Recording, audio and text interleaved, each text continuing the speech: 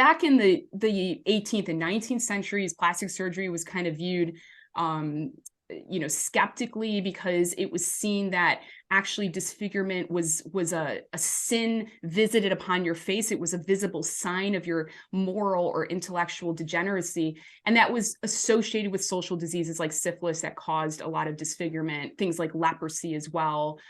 Sometimes people were purposely disfigured if they had committed a certain crime. Their nose might be cut off, for instance. So there is that sort of stigma with disfigurement that continues even today. I point out to people, think about how many Hollywood villains are disfigured. This is still a very lazy trope for evilness. You have Joker, you have Darth Vader, you have all of the Bond villains. I mean, pretty much all of the recent Bond villains have some kind of disfigurement.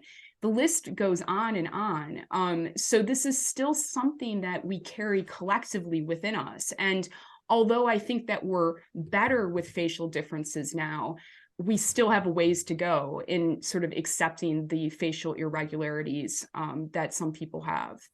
Yeah, especially kids, congenital abnormalities. That's a huge one, because then you have kids, especially one that are born without any other factors that would cause them to not be able to go to school or anything. And then kids are just jerks sometimes, to each other.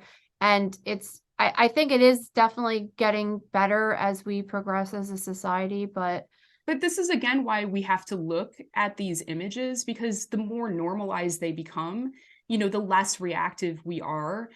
I think, anything that is different can be instantly scary, or it brings out this kind of primitive fear in us. And so when you see something, an injury, it could be quite scary at first, but the more exposure we have, and not exposure through, crappy movies where the villain is disfigured, hopefully if the Facemaker gets made into a TV series, we're going to see these disfigured soldiers as the heroes of their own story, as the good guys. We need more of that kind of visibility, I think.